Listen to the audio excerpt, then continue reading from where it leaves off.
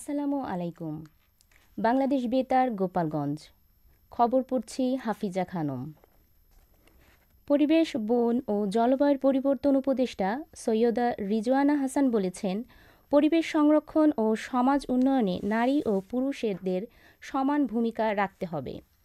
গতকাল রাজধানীর একটি হোটেলের ইনার হুইল ডিস্ট্রিক্ট এর ৪০ বছর পূর্তি উপলক্ষে প্রধান অতিথির বক্তব্যে তিনি একথা বলেন।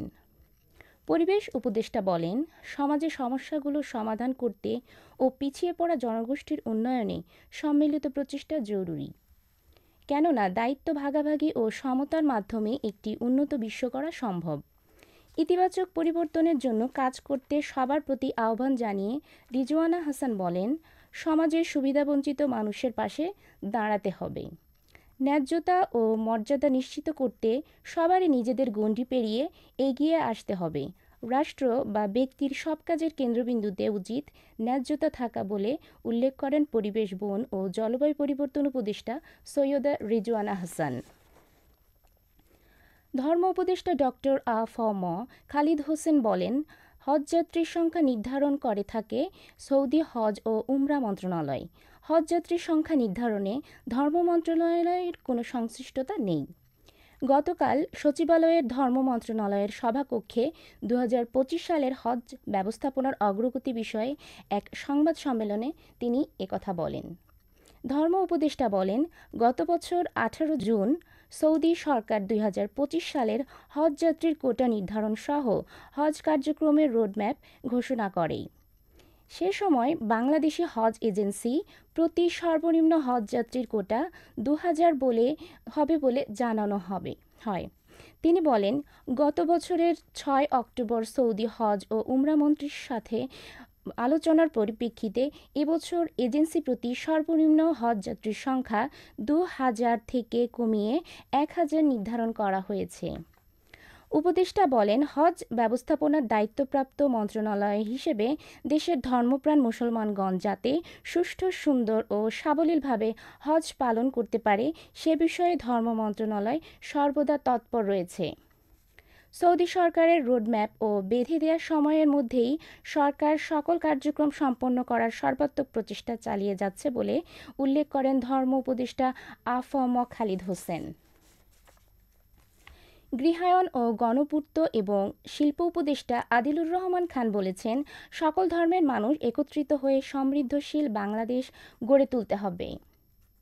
গতকাল রাজধানীর উত্তরায় বৌদ্ধবিহার চত্বরে বাংলাদেশ বৌদ্ধ সার্বজনীন মহাশ্মশানের ভিত্তিপ্রস্তর স্থাপন অনুষ্ঠানে তিনি একথা বলেন। উপদেষ্টা বলেন, বাংলাদেশের কোনো নাগরিক যেন আর নিজেকে বঞ্চিত মনে না করেন। তারা সমাজের মূলধারার বাইরে আছেন সেটাও যেন তারা না ভাবেন। তিনি বলেন, বর্তমান অন্তর্বর্তী সরকার সেটাই বাস্তবায়নের জন্য কাজ করে যাচ্ছে।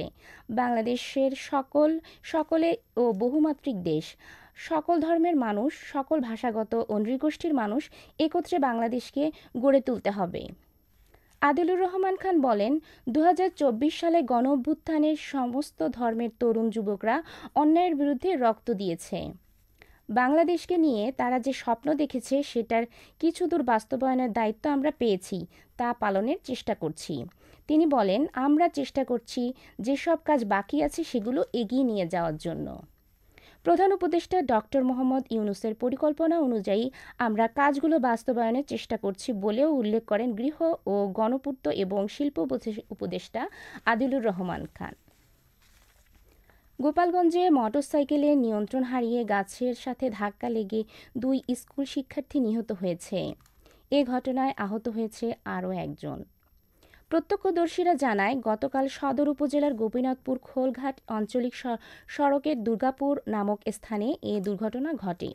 পরে স্থানীয়রা তাদের উদ্ধার করে গুরুতর আহত অবস্থায় গোপালগঞ্জ ২৫০ শয্যা বিশিষ্ট জেনারেল হাসপাতালে নিয়ে গেলে কর্তব্যরত চিকিৎসক দুজনকে মৃত ঘোষণা করেন। এ ব্যাপারে সংশ্লিষ্ট থানায় মামলা দায়ের করা হয়েছে।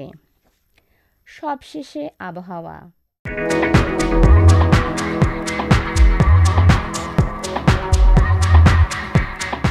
আজ সন্ধ্যা ৬টা পর্যন্ত আবহাওয়ার পূর্বাভাসে বলা হয়েছে, দেশের অভ্যন্তরীণ নদীবন্দরসমূহের জন্য কোনো সতর্কতাবাণী নেই এবং কোনো সংকেতও দেখাতে হবে না। খবর শেষ হলো। আমাদের পরবর্তী সংবাদ প্রচারিত হবে আগামীকাল ৮টা ৩০ মিনিটে বাংলায়।